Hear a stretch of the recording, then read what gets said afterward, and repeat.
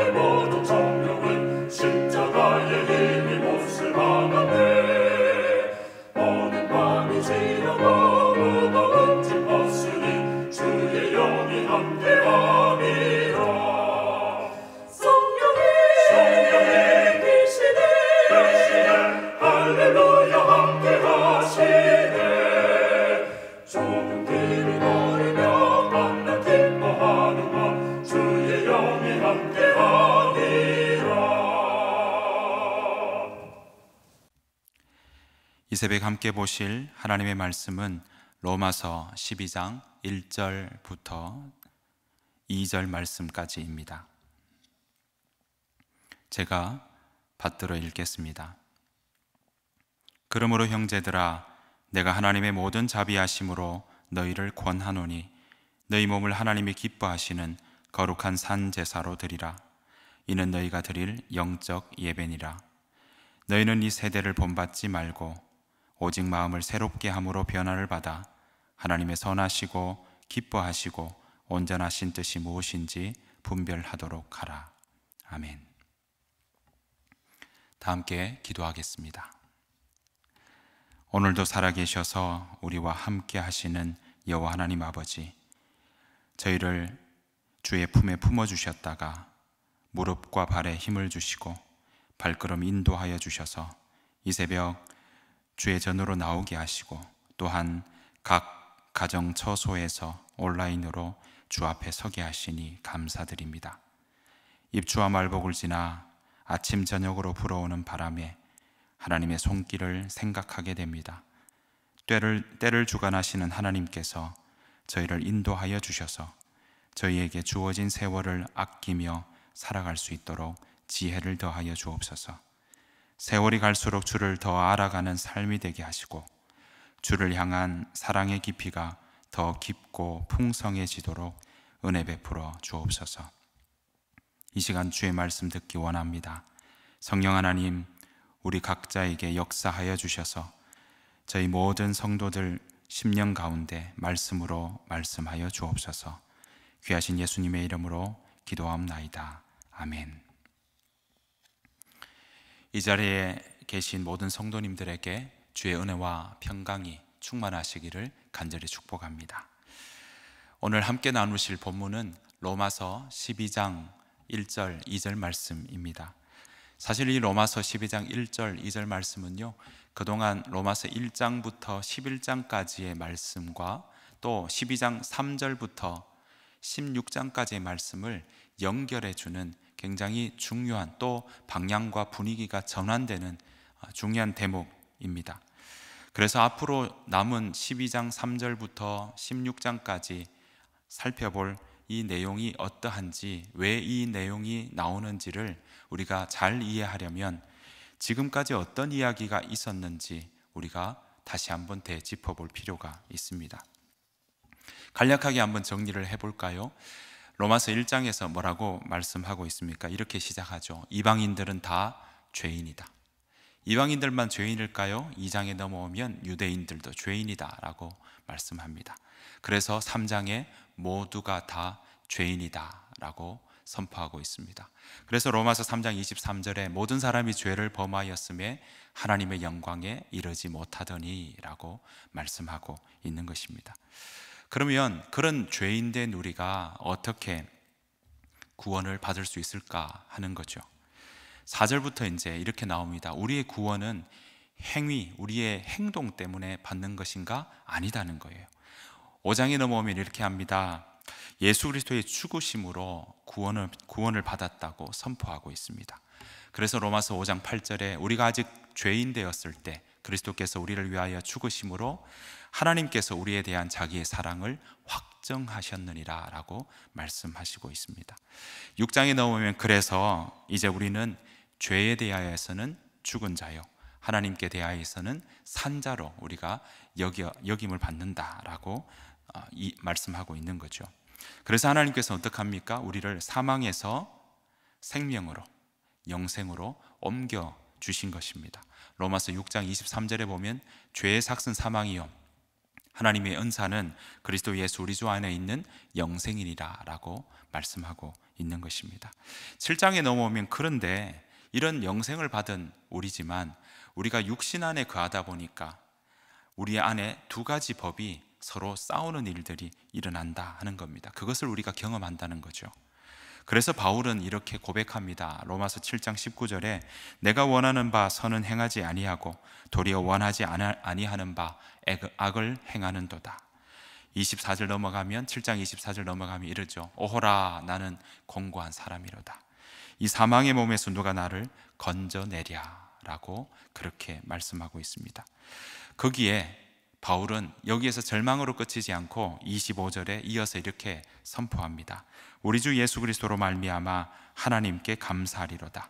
그런즉 내 자신이 마음으로는 하나님의 법을, 육신으로는 죄의 법을 섬기노라.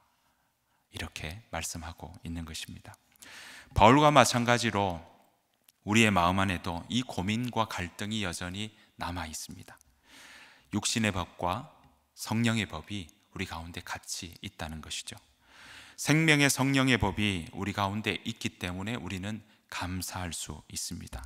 왜냐하면 그 생명의 성령의 법은 바로 예수 그리스도를 믿는 우리들에게 믿을 그때 우리 안에 들어오셔서 우리를 인도해 가시기 때문에 그렇습니다.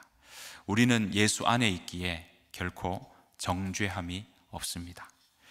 로마서 8장 1절 2절 말씀 보시면 이렇게 나옵니다. 그러므로 이제 그리스도 예수 안에 있는 자에게는 결코 정죄함이 없나니 2절 이는 그리스도 예수 안에 있는 생명의 성령의 법이 죄와 사망의 법에서 너를 해방하였음이라. 아멘. 이제 우리에게 필요한 것은 무엇일까요? 믿음을 따라 살아가는 것입니다. 그래서 9장에 보면 이방인이나 유대인이나 다 믿음에서 난 의를 얻었기에 믿음을 따라가라 라고 말씀하고 있는 것입니다. 사람은 마음으로 믿어 의에 이르고 입으로 시인하여 구원에 이른다라고 하면서 우리의 행동으로 난 구원이 아니라 믿음으로 난 구원을 다시 한번 강조하고 있는 것입니다. 그러면 믿음은 어떻게 생길까요? 10장에서 이렇게 단언하고 있습니다. 로마서 10장 17절, 그러므로 믿음은 들음에서 나며 들음은 그리스도의 말씀으로 말미암느니라 라고 말씀하고 있습니다. 11장 넘어오면서 그리하여 이방인이나 이스라엘이나 모두가 구원받을 수 있다는 겁니다. 이 믿음으로 구원을 받았기 때문에 우리 모두가, 이방인 된 우리도 구원을 받는다는 거죠. 우리 모두 다 하나님의 사랑을 받은 자입니다. 하나님의 사랑은요, 하나님의 우리에게 베풀어 주신 그 선물, 은사는 후회하심이 없습니다.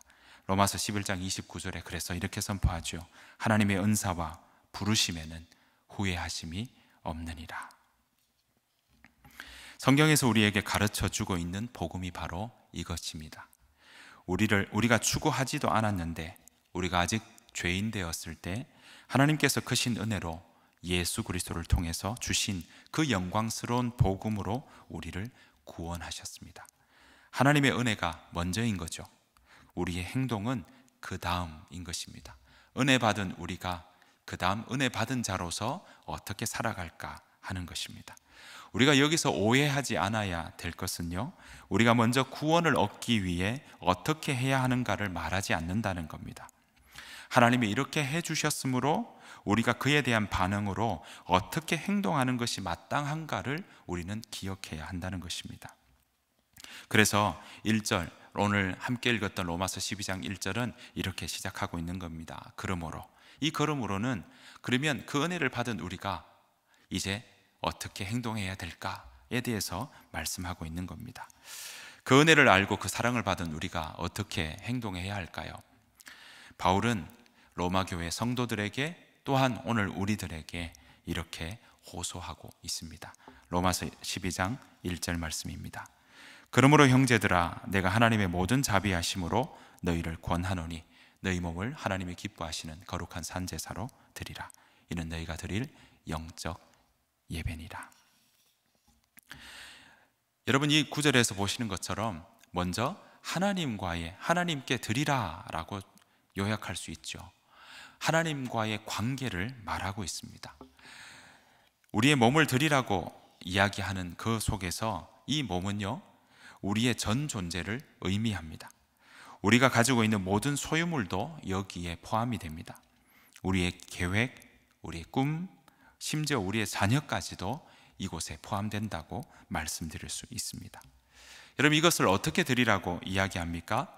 하나님의 기뻐하시는 거룩한 산제사, 요약하면 하나님이 기뻐하시도록 거룩하게 드리라 라고 합니다. 우리의 예배를 하나님이 기뻐하실 수도 있고 기뻐하지 않으실 수도 있다는 그런 의미가 이 가운데 포함될 수 있습니다. 그래서 하나님이 기뻐하실 제사를 드리라고 말하고 있습니다. 그렇게 하려면 교회 안에서 드리는 예배가 여기에서 끝나는 것이 아니라 우리의 삶으로까지 연결되어야 합니다.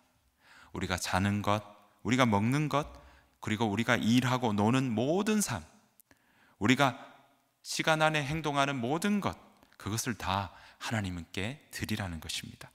하나님께서 나를 위해 하시는 일을 받아들이는 것이 우리가 우리의 삶의 자리에서 하나님을 위해 할 수 있는 최선의 일이라는 겁니다. 이것이 바로 예배의 원뜻입니다. 그 의미라는 거죠. 여러분, 예배가 무너지면 다 무너집니다. 우리 사람은요, 누군가 예배하도록 지어졌습니다. 예배하면서 그 예배하는 대상을 닮아갑니다. 우리는 우상을 닮아갈 수도 있고요, 하나님을 닮아갈 수도 있습니다. 너무나 많은 우상이 우리의 삶에서 하나님의 자리를 차지하려고 그렇게 막 경쟁하고 있습니다. 여러분, 우상이 뭘까요? 그냥 지어놓은 상, 눈에 보이는 것만이 우상일까요? 아니요, 그 우상은 겉으로 드러나지 않을 수도 있습니다. 숨어 있기도 하죠. 우리 마음 가운데 숨어 있기도 합니다.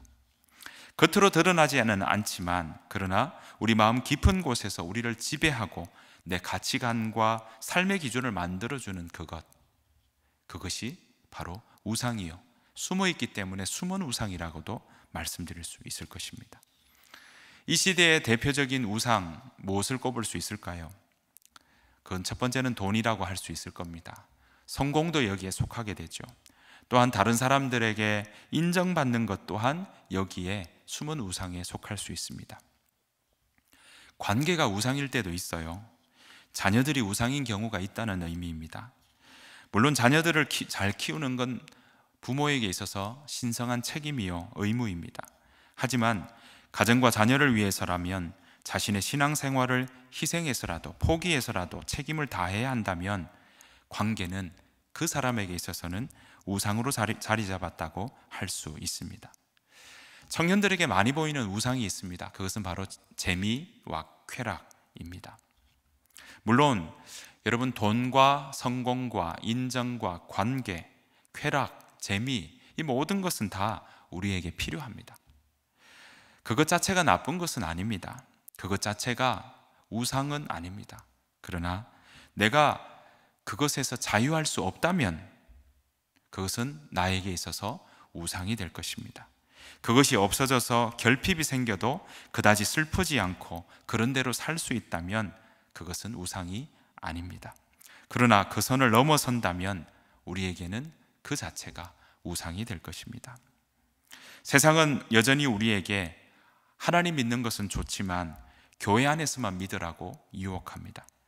나머지 시간, 교회 안 외에 월요일부터 토요일까지 우리의 남은 모든 시간들은 다 이 돈과 성공과 인정과 관계와 쾌락과 재미만 따라서 가라고, 그것만 따라오라고 그렇게 유혹할 때가 많이 있습니다. 그러면 행복해질 것 같거든요. 여러분, 그렇게 살다 보면 하나님은 온데간데 없이 우리는 우리 마음 깊숙한 곳에 돈과 성공과 명예와 쾌락과 재미가 우상으로 남은 채 그것을 따라가는, 세상 풍조를 따라가는 삶이 되고 말 것입니다. 우리는 여기에서 벗어나야 합니다. 숨은 우상을 섬기는 것이 아니라 하나님을 섬기는 자로 살아가야 할 것입니다. 그렇게 살아가는 저와 여러분 되시기를 간절히 축복합니다.